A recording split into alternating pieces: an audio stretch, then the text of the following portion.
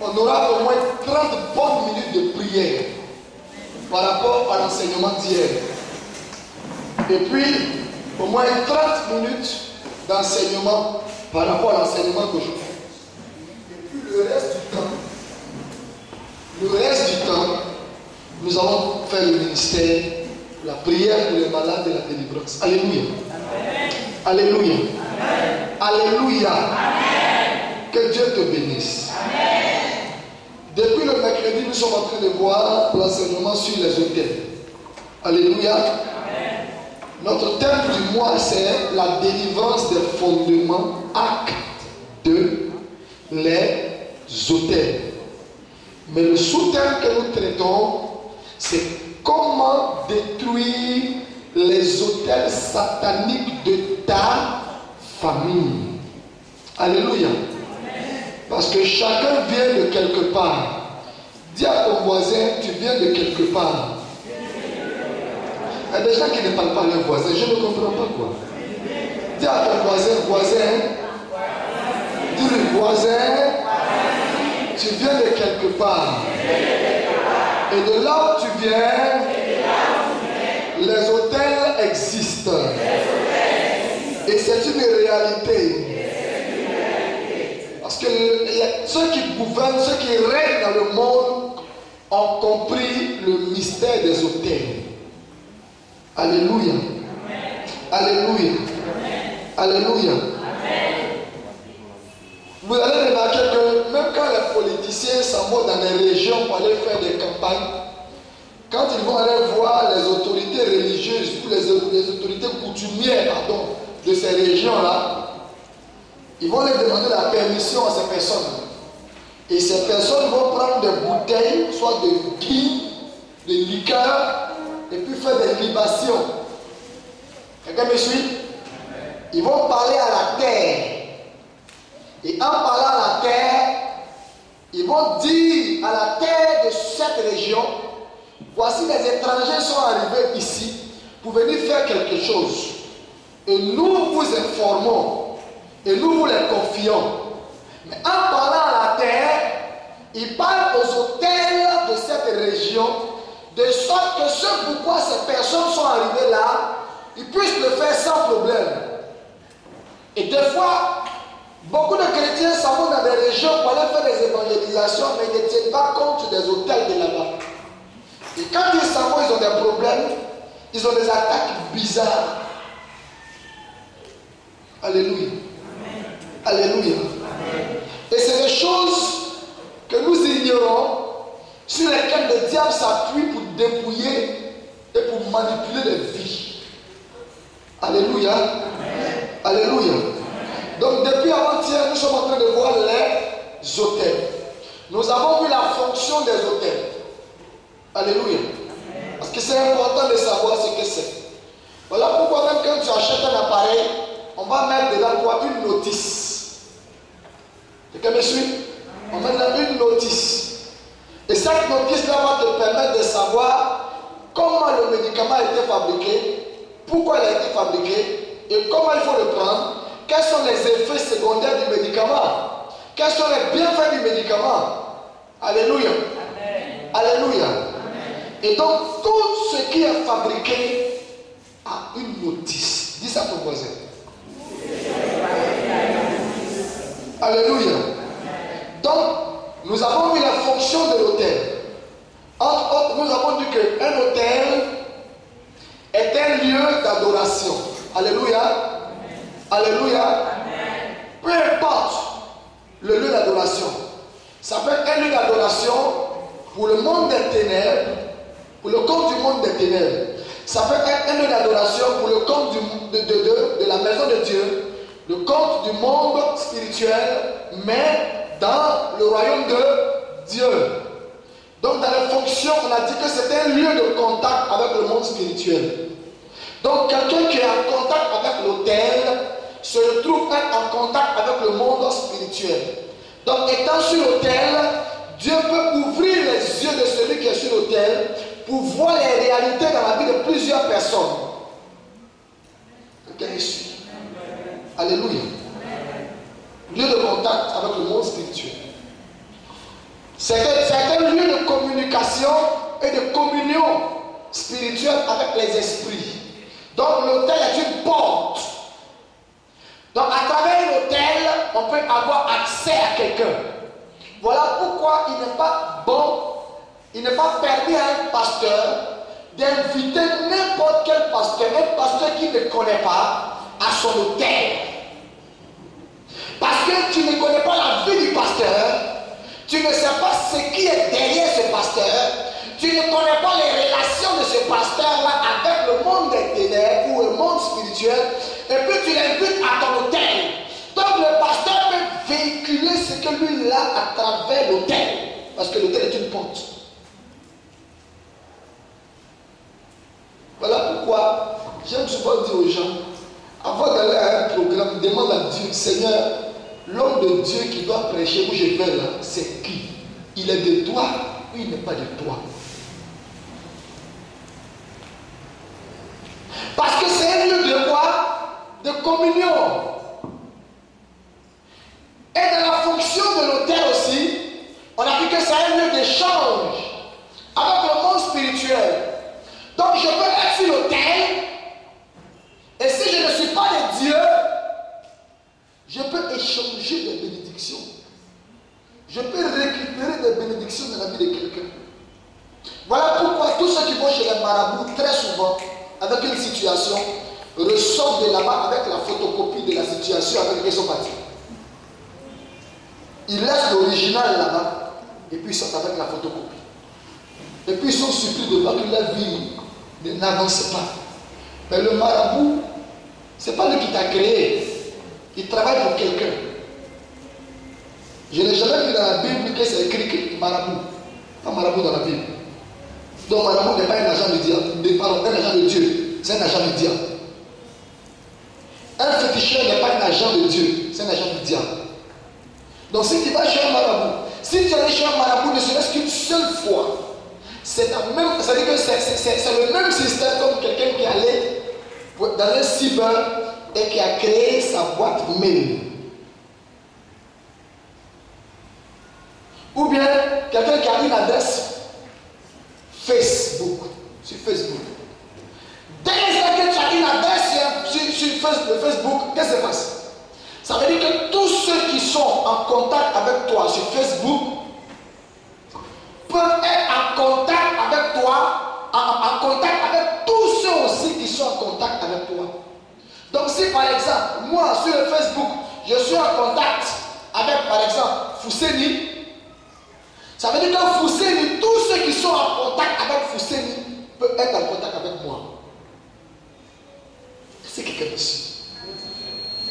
Donc si le fils, si je prends ça comme ça, bien maintenant je ramène ça sur le plan spirituel.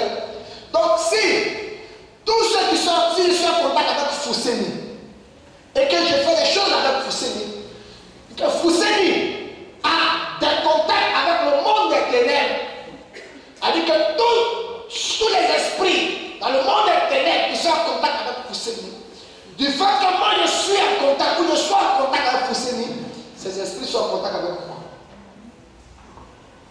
Je peux expliquer ça d'une manière encore. La Bible dit que quand une personne se lie à une femme, il devient une seule chair. Vrai ou faux? Vrai ou faux? Jusqu'à preuve du contraire, quelle est la manière la plus appropriée pour contracter le sida? Répondez-moi. Relation sexuelle. Donc, ça veut dire que le sexe est une porte. On est d'accord?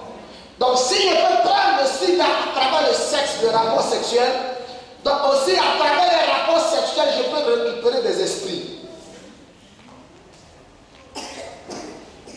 Si quelqu'un est rempli d'esprit et que tu sors avec la personne, tu couches avec la personne, les mêmes esprits aussi se rattachent à toi. Voilà pourquoi il y a des personnes, vous avez remarqué, quand ils veulent avoir une puissance ou un pouvoir dans un domaine précis, ils cherchent à avoir des rapports sexuels avec certaines personnes. Parce que le féticheur leur a dit ça. Si tu veux être positionné, il faut avoir un rapport sexuel avec elle. La dernière fois, j'ai regardé un film sur, je ne sais pas si c'était sur la 1 ou la 2, ou c'est sur la 1 ou la 2, je ne sais plus. La 1, où ce jeune homme-là, il a demandé à l'une de ses copines, il dit, il faut que je défecte sur toi. C'est les gens qui entendent, moi j'entendais, mais il n'a jamais vu. Il dit, il faut que je défecte sur toi. Et elle a dit à son père, elle dit, mais toi aussi, elle défecte sur moi. On a des rapports sexuels, normalement, c'est quel fantasme ça encore? Elle va dire à sa camarade dit, ma copine, ça te fait quoi? Il défecte sur toi. Tu te laves, tu prends ton argent, tu es parti. Qui c'est qui l'a défecté sur toi?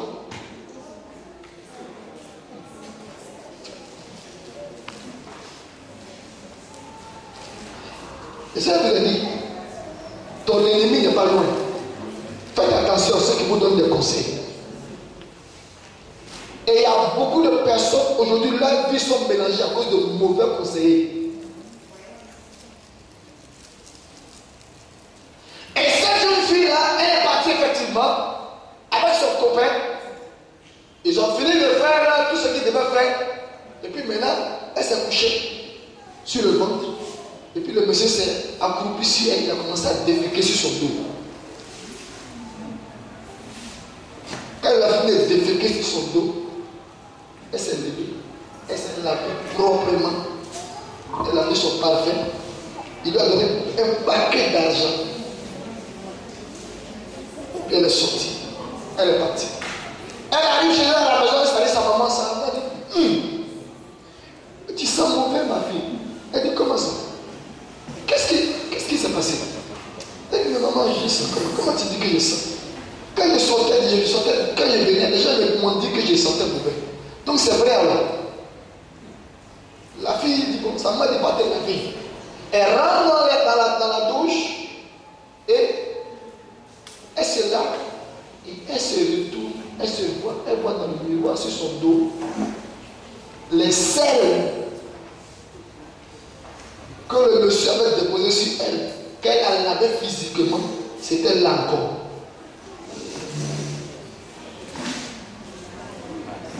Dis à ton voisin, c'est un hôtel.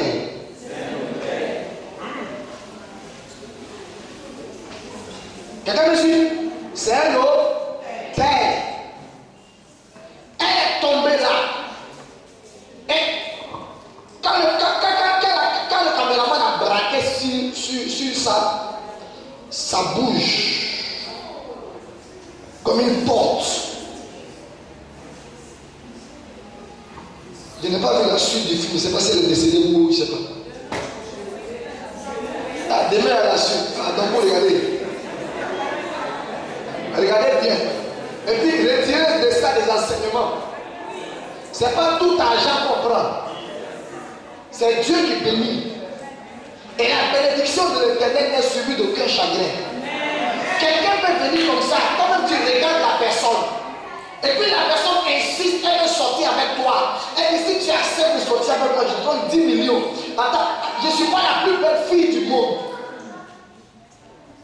Mais il y a quelle affaire de sortir avec moi pour me donner 10 millions? C'est qu'il y a quelque chose en moi que le monsieur a vu. Il veut récupérer. Et les 10 millions qu'il va te donner pour sortir avec toi, ce qu'il va lui va avoir là, ça fait 10 milliards. Et les 10 millions que tu vas prendre là ne pourront même pas te soigner. Tu auras vendu ta destinée. Tu auras vendu ton étoile. Et il y a plein de jeunes filles aujourd'hui comme ça qui se réjouissent. Elles sont dans les voitures. Elles disent j'ai réussi. Alors qu'elles ne savent pas que quelqu'un a récupéré leur gloire. Dis à ton voisin, ça ne sera pas ton cas. Alléluia. Donc l'autel est un lieu d'échange. Voilà pourquoi ne vous laissez pas imposer la même à n'importe qui facilement. Vous ne savez pas, il est quitté où? Alléluia. Alléluia. Vous ne savez pas, il est quitté où? Voilà pourquoi je préfère vous enseigner et puis vous donner les livres pour que les livres là vous permettent vous-même de lire et de prier à la maison.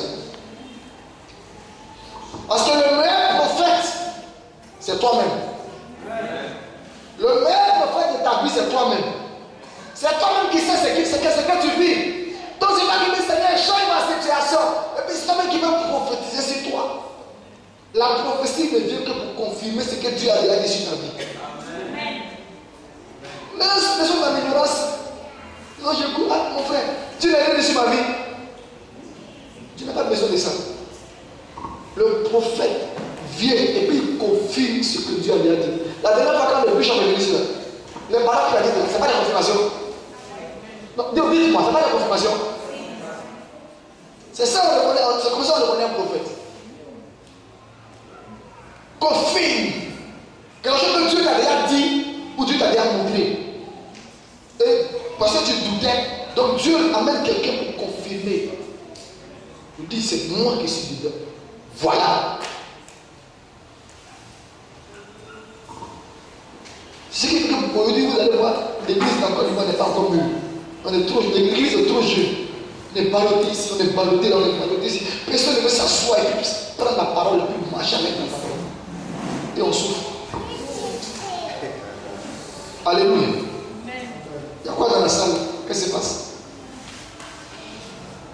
Alléluia. Amen. On a dit que l'autel, c'est un lieu de sacrifice où on vient sacrifier. L'autel, c'est un lieu de consécration. C'est un lieu de circulation des esprits. Donc, là, c'est comme c'est une porte, les esprits descendent. Pas les esprits de l'autre côté là-bas. Le Saint-Esprit descend ici. Faut dire Amen. Amen. Alléluia. Amen. Alléluia. Amen. Quand vous lisez l'histoire de Jacob, quand son frère le poursuivait, il fuyait.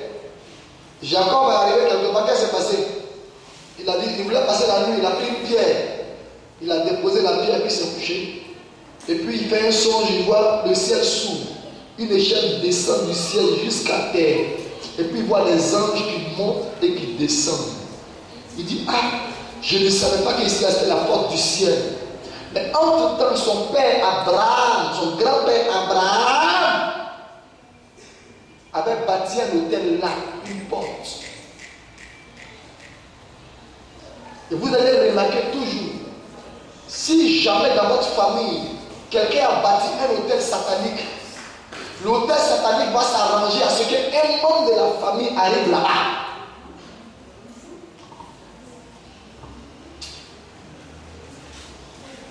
Alléluia. Amen. Parce que l'hôtel en l'église. Non, bien sûr, le rôle des hôtels. Il m'a dit que l'hôtel,